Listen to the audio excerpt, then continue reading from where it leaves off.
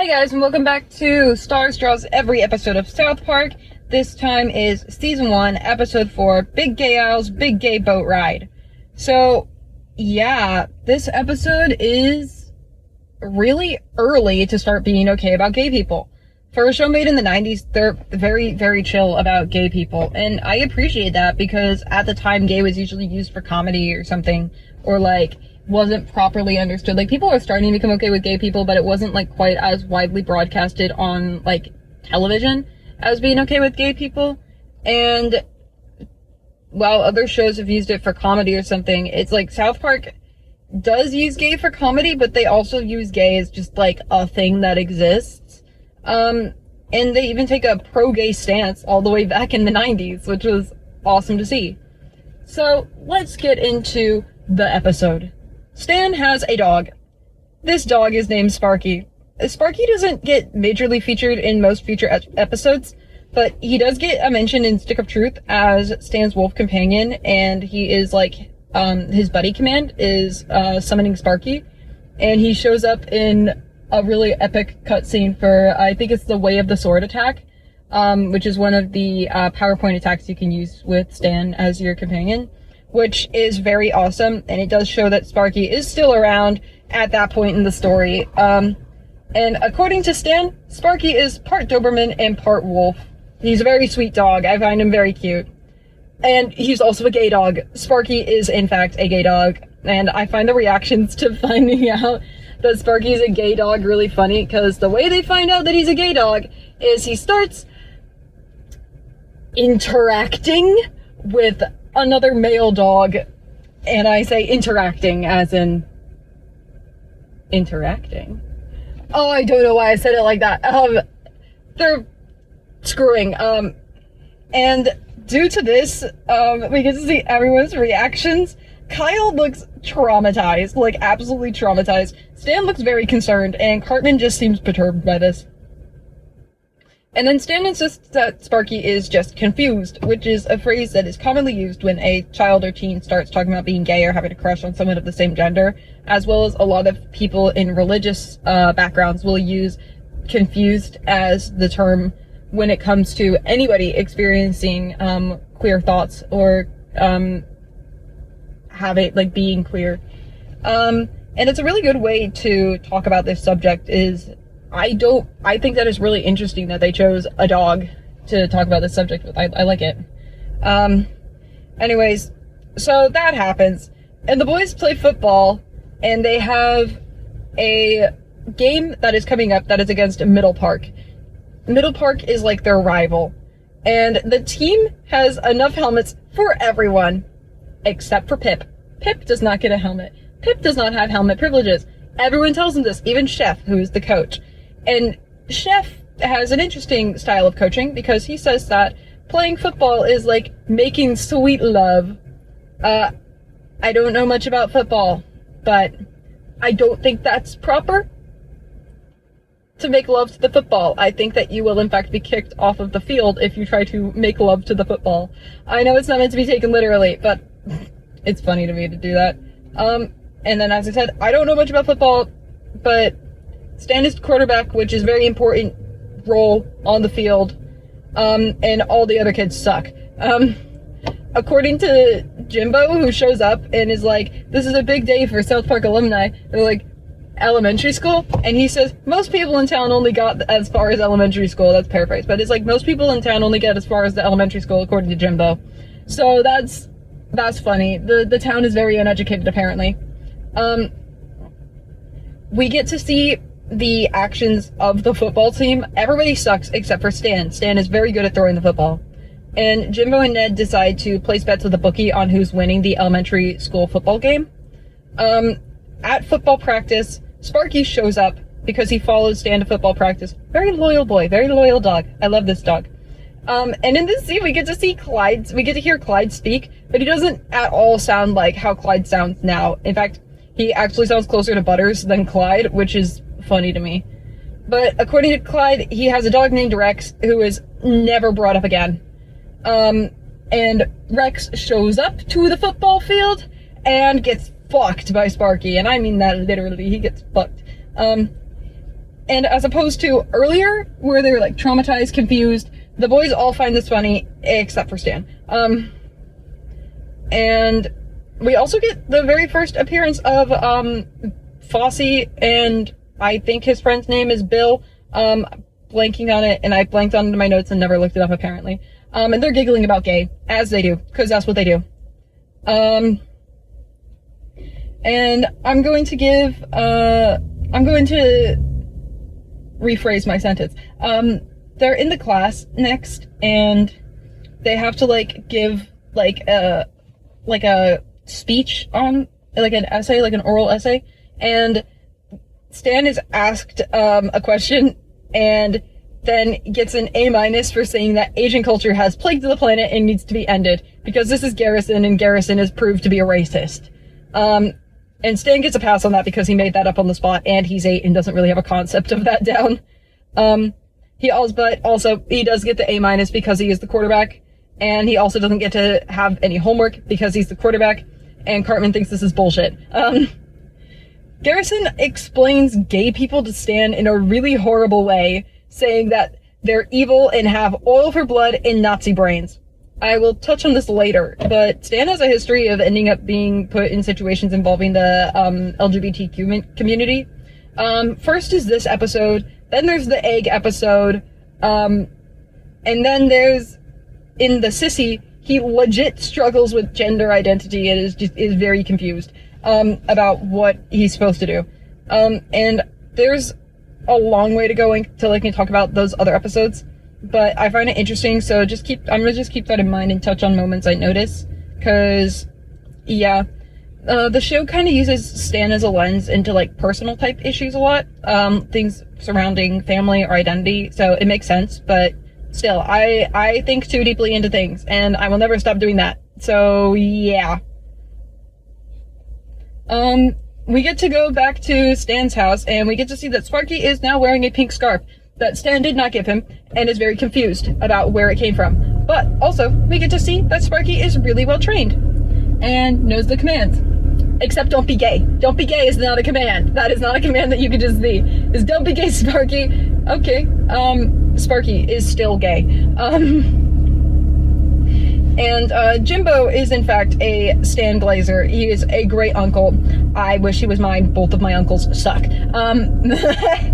But he does want a backup plan in place in case things don't go according to plan.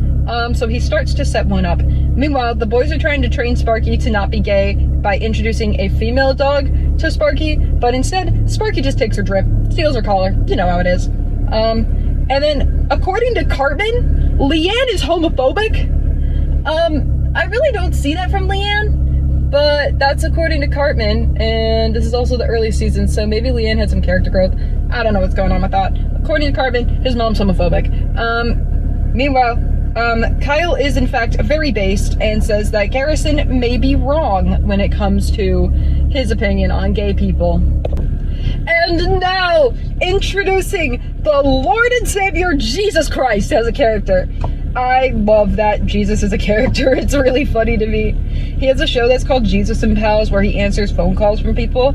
And we don't get to find out if Jesus is pro-gay or anti-gay because Stan, while he calls him and asks his question, right as Jesus is about to answer, the air gets taken off the air, like cut off by air. They're like, and that's the end of the time we have for this broadcast. It's like, oh, god damn it. But Sparky overhears Stan complaining and saying that he doesn't want a gay dog and leaves. And it's really sad because Sparky very clearly loves his boy, but he wants to be understood, and he doesn't feel that he can be understood when it comes to the way that Stan is behaving right now. We go back to football practice. Pip is once again denied a helmet, and Chef keeps comparing the football to sex and says, be naughty with the football. And this is our Chef song. This episode is just like, it's not really like a song, but there's like multiple moments where he's like getting sultry with the football. And it's like, yeah. After that, we get to see Jimbo's, backup plan. And it's to place a bomb and blow it up at the high notes in a song, the high F. And we get to hear Jimbo sing, and he can sing pretty good. We also get to hear the guy who is helping him out with the bomb, and also Ned try to hit this high F. Back to football practice. Chef is very pro-gay, and is, like, trying to explain why it shouldn't matter that Stan's dog is gay, and is also the first one to insinuate that Garrison is gay, which he vehemently denies, because we haven't gotten there yet. Garrison is not okay with his sexuality yet. And Sparky finds Big Gay Isle's big gay animal sanctuary, and gets taken in immediately. And then Stan refuses to play in the football game because he can't find Sparky. Even though he's not okay with the gay yet, he still really loves his dog, and it's kind of reminding me of, like, when a parent isn't okay with the gay, but that's still their kid, so they love their kid, and they're gonna try to do everything that they can for their kid, even if they don't understand, like, everything about it. Meanwhile, Jimbo and Ned are booby-trapping a horse. This is Enrique, the Middle Park mascot, with a bomb. Meaning that once this high F is hit, the mascot is gonna blow up. Usually you just steal a mascot. No, they're gonna blow it up. You know, just as you do. Just as you do. And so, yeah. Stan leaves to go search for Sparky. The wind is blistering. We can see that in the way that the snow is blowing. And meanwhile, the game is starting. There's nobody to play quarterback, so Kyle is forced to step in for Stan, and he's never played that position, and nobody is pleased about it. And also, little thing, the Middle Park kids look way too big to be elementary schoolers, and that's ominous. They look like or at least not like 3rd graders, they look like they have to be like 5th or 6th grade. Like, they look large, they've got like the triangle build, like, from their outfits and stuff. And you wanna know something? Pip still doesn't get a helmet. Even though Stan isn't there, Pip doesn't get his helmet. This poor kid, like, I know Pip is the punching bag, but damn. Also, the bomb is still on the horse. It's a very obvious bomb. I don't know how nobody noticed it. It is a very, very obvious bomb, just sitting on the back of this horse. Ain't nobody taking it off. Ain't nobody even investigating this bomb. They just like, yep, I guess that's always been there. Oh well, we just gotta leave it now. It's still there. Yeah. And like I said, the wind is blistering. And then Stan finds the sanctuary, and Big Gay Al invites him inside. And we get to see all of the gay animals. My favorite is the gay lion. I have a plush of a lion that has a rainbow mane that I named Gay Lion. I like this for gay lions, just roar. Like, it's, like, roars gaily. And we go back to the football game, and Kyle is in position to receive the ball from the hike, but Cartman decides that now is the appropriate time to fart. And because of this, Kyle refuses to play because Cartman farted, and then Cartman blames his shoes. And I feel like this is one of those moments that just shows that these are in fact little kids, and I love that. I love when the show just, like, takes a second to be like, oh, how would a kid respond? Yeah, this is a thing a kid would do. It also gives us the Kyle and Cartman antagonism that we get frequently that is very enjoyable.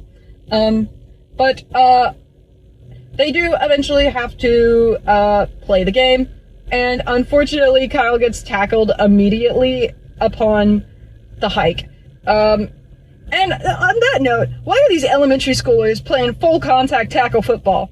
I wasn't allowed to play that, and neither were my brothers. We had to play flag football for years. Also, yes, I played football despite being AFAB because I literally picked it at summer camp instead of soccer, despite being really good at soccer and liking it way more than football, because people kept saying, girls can't play football, and I said, fucking watch me. 11-year-old me was super based. Fuck gender stereotypes. Anybody can do anything. Thank you for that. Meanwhile, Stan is having a great time at the gay animal sanctuary, and he still doesn't get it, and he's like, okay, Sparky, let's go home, and you can just not be gay, and Big Gay Al was like, it doesn't work like that. And so he sets him straight, or gay, I guess. He sets him gay. And then we go back to the other team. Kenny is the running back, in the football team, and gets the ball, starts running for the end zone, and then he gets tackled. But he doesn't just get tackled. His arms get ripped off, and then his head gets ripped off. and that's the Kenny deathbed of the episode. And Kyle once again delivers the whole bit himself, but I think something went wrong with the audio mixing because his voice sounds weirdly distorted and like tinny, like he's like it's just weird at that point. Like I don't know how to explain it. Also, how the actual fuck is that not a penalty? Killing the other team should be considered a penalty at minimum. But also, it's Kenny and he dies all the time, so I don't know. I guess nobody cares. Meanwhile, Stan is still on the boat, and there's a part where Big Gay Al goes, "Oh no, the oppressors!" And it's wild to me that the oppressors are Christians, Republicans, and Nazis. Wild that Christians and Republicans are in the same vein as Nazis, but also that makes sense in the modern political climate, I guess. And also, just for transparency's sake, I am in fact Christian, but I'm very much not Republican, and I'm gay and trans, so like, take that as you will, I guess. I love the boat ride. It's so silly, the way it's like a tour at like Disney parks, like with narration being like, phew, that was a close one after the oppressors. Then they like open the doors and it's like it's a Small World style song, and it's like, it's okay to be gay because gay means happy and happy means gay. And I love that so much. And the gay boat ride has now given Stan a change of heart, and I love that for him. There's stuff later to go off for evidence, like I mentioned before, and I won't even deny that I am a shipper and a headcanoner, but that has absolutely nothing to do with I think Stan may be bisexual theory with a preference for women, because the Wendy situation makes that very obvious for me. But, like, he could be straight, but I really do question his relationship with Kyle, which later gets framed as a romantic relationship in multiple episodes. It could just be, like, a joke, which it probably is. But they're just best friends. Perhaps, as a historian say, perhaps they are just best friends. There's just speculation and theories and headcanons, and, because I find shipping and queer headcanons to be fun. But at the end of the day, it's just a fun little show, and nothing will ever come of it. So, whatever you believe, and whatever you think, and however you like to look at it, like, take it as you will. Moving on. The guy who sings the song, I can't remember what song it is, but the guy who sings the song can't hit the high F, unlike Jimbo. But therefore, the bomb doesn't go off, and now Jimbo and Ned are in danger because the whole town will rip them a new asshole if South Park loses. But Stan and Sparky are on their way back, and just as Jimbo is about to get beat, Stan shows up. Everyone is very, very excited for this. And there's a great moment here of Jimbo praying to Jesus for a score, and Jesus is actually watching the game and is like, leave me alone. This guy just wants to watch some football, Jimbo. He's off the clock, SMH. Like, get with the program. And so we get the only play that Stan is able to be in, and he gets the ball, throws the ball to Kyle, and Kyle runs and gets a touchdown. And there's been this running joke with the commentator of the game making politically incorrect comments and jokes, and I haven't mentioned it, but the one that was made here made me spit out my tea because I forgot about it. I haven't seen a Jew run like that since Poland 1938, and as a Polish descendant, that made me laugh so hard, my head started hurting. Oh my gosh, I was not prepared for that joke.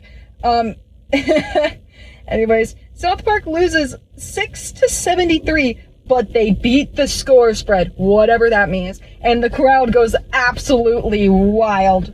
And so they have Stan give a speech, and he's like, I'm glad that we beat the score sheet, and we can beat the score more next year.